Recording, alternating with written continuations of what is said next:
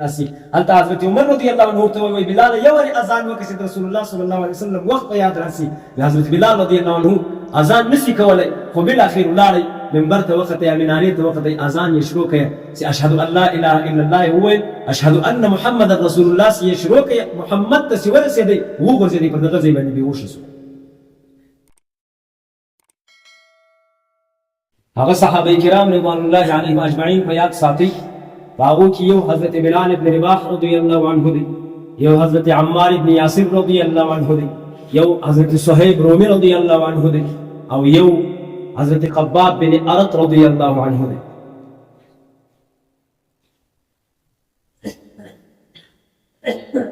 رابستو دا حضرت بلال رضی اللہ عنہ طرف تا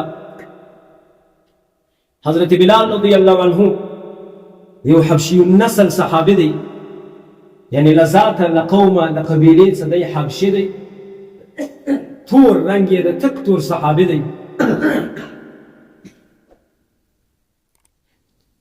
داسې ایمان لا نه و راوړی تر هغه مخکې دی د یو کافر امیه بن خلف نومیږي د هغه مریی دی.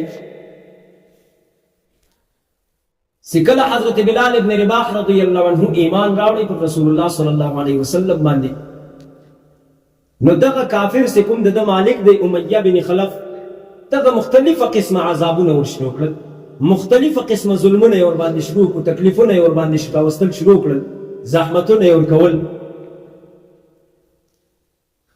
یو له هغو تکلیفو څه دا دی چې کله به دا غرمه سوله شب لمر راوختی بیا د مکې مکرمې ګرمي حاجانو صاحبانو لیدلې ده، داسې مې اورېدلي دي چې د مکې مکرمې ګرمي تر دې حده پورې سخت دی چې که چېرته پر دغه روډ باندې سړی کباب کښېږدي په 15 یا 15 منټه کې کباب را پخوي.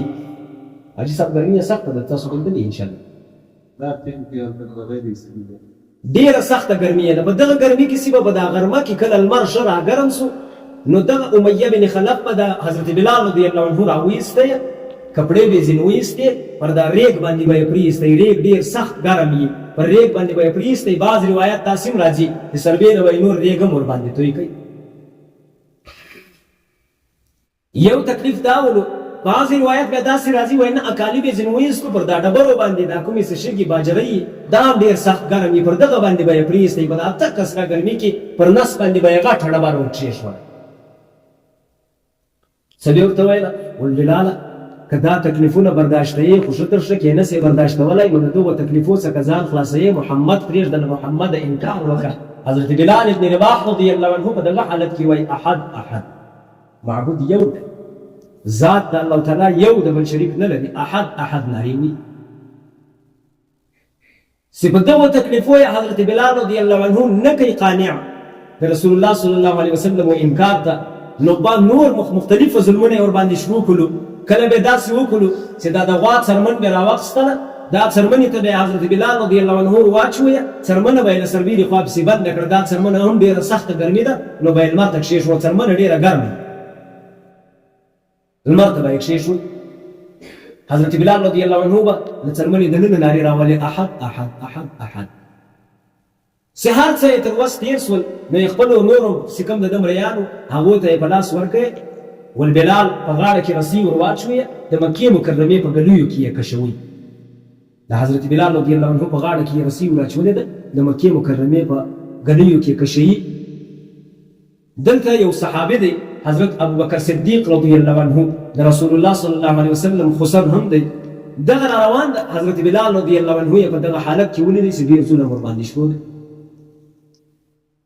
ابوبکر صدیق رضی الله عنه راغی، امیه بن خلف ته وایي الا تتقي الله في هذا المسكين حتى متى انت، ته نه بیریږه الله تعالی څخه دغه مسکین په باره کې چې دغه مسکین باندې ته څونه ظلمونه کوې، حتی متى انت، تر څو پورې به ته پر ده باندې ظلم کوې. بلال د مکې مکرمې په ګلیو کې کشوي، لیکن بلال رضی الله عنه په هغه حالت کې هم وایي احد احد احد احد، له احد څه نه اوري. ګورئ احد د الله تعالی وصف د الله تعالی صفت ده چې الله تعالی یو ذات. امیه بن خلف ورته وایي ابوبکر صدیق رضی الله عنه ته وایي چې ډېر غم یې در سره ده، نو خو راڅه خلاص یې که په یو طرز باندې. ابوبکر صدیق رضی الله عنه ته وایي ډېره ښه، زه یو مریی لرم کافر دی، زه به هغه ته اطاعت درکړم حضرت بلال رضی الله عنه دغه بری ما ته راکړه، ما او تا به سره بدل کو، سودا به سره امیه بن خلف ورسره منظوره کړه چې سید سودا یې سره وکړله. حضرت بلال رضی الله عنه یې آزاد کړ، څنګه یې واخیستی ځینې پر هغه ځای باندې یې آزاد کړی. حضرت بلال رضی الله عنه یې له تکلیفو څخه خلاص کړي. د حضرت بلال رضی الله عنه په اړه باندې راځي، وایي داسې به کله په مکه مکرمه کې د خپلو ملګرو ته خپله ملا ورښکاره کوله یا د بدن ورښکاره کوی، کالي به یې وایستلو، داسې تور تور داغونه به پر بدن باندې یعنې دی له ذاته تور ده او دا تور باندې چې تور داغ ولګي شین اوړي، دا ځایونه به یې کړ داغونه ور باندې جوړولو. هغه داغونه کوم داغونه چې امیه بن خلف ورته تور کړي. حضرت بلال رضی الله عنه دته صفت علماء کوم صفت ورکړی ده؟ امام المؤذنین بالصلاة والفلاح. اذان چې کوم امام د اول واری په دنیا کې اذان حضرت بلال رضی الله عنه کړی ده، چې رسول الله صلی الله علیه وسلم د ځان مؤذن ګرځول. بیا چې کله مدینې منورې ته دوی سره راغلو، خبره به راغونډوو ان شاء الله. رسول الله صلی الله علیه وسلم دلته اوسېده تر هغه وخته پورې چې څو رسول الله صلی الله علیه وسلم د دنیا څخه رحلت چې وکړ. حضرت بلال رضی الله عنه له مدینې منورې څخه ولاړ، ونځل ته نور اذان نسم کولای، ځکه چې ما به اذان کوی، په اذان کې به ما اشهد ان محمد رسول الله ویل، د محمد نوم زه درته نسم اخیستی چې محمد نه وي. له مدینې منورې څخه ولاړ شام ته. هغه کیسه ډېره اوږده ده، داسې مختصره به یې سره رالنډه کړو. په شام کې چې د کوم صحابي حکومت و هغه ولیدی، ویې پېژندی چې بلال خو دلته ده، نو یې د وخت امیر المؤمنین حضرت عمر رضی الله عنه تعالی راوکړه چې بلال رضی الله عنه د دې په شام کې پټ. حضرت عمر رضی الله عنه پیغام ورولېږي چې بلال خامخا راځي، بلال نه راغلی. په دغه شپه باندې حضرت بلال رضی الله عنه خوب ولیدی، رسول الله صلی الله علیه وسلم په خوب کې ورته وایي بلال ډېر بې وفا وکړ،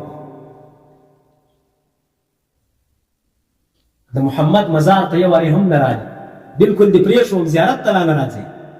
حضرت بلال رضی الله عنه چې سهار راویښتلو د غیر رامنډې کې د مدینې منورې پر طرف باندې راغی، مدینې منورې ته د حضرت عمر رضی الله عنه سره یې ولیدل، ولاړې د رسول الله صلی الله علیه وسلم زیارت یې وکړې. مدینه منوره کې اوازه خپره سوه، وایي بلال راغلی ده. له مدینې منورې څخه ټول انسانان چې کوم نران دي دا ټول راووتل له کورو څخه، وایي بلال یو وارې اذان راته وکړه، د نبي علیه صلات وسلام دور په یاد راوړ. حضرت بلال رضی الله عنه ورته وایي زه د اذان لپاره نه یم راغلی.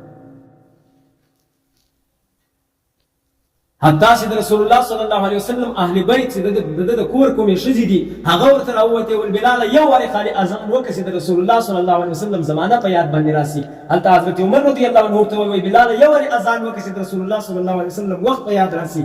حضرت بلال رضی الله عنه اذان نشي کولی، خو بالاخر ولاړی منبر ته وخته یا منارې ته وخته اذان یې شروع کړه چې اشهد ان لا اله الا الله یې وویل، اشهد ان محمد رسول الله یې شروع کړه، محمد ته چې ورسېدی وغورځېدی، پر دغه ځای باندې بېهوشه شو. ولی وجه دا ده چې د بلال د رسول الله صلی الله علیه وسلم سره بېدرکه مینه ده، زیاته مینه او زیات محبت ورسره لري چې محمد نه وي، دی د محمد نوم په هغه ښار کې نسي اخیستی صلی الله علیه وسلم. دا هغه حضرت بلال رضی الله عنه ده چې د دین په خاطر، د اسلام په خاطر باندې هر قسمه زحمتونه برداشت کړي، تکلیفونه یې برداشت کړي دي، خو بیا یې هم ایمان نه دی پرېښی.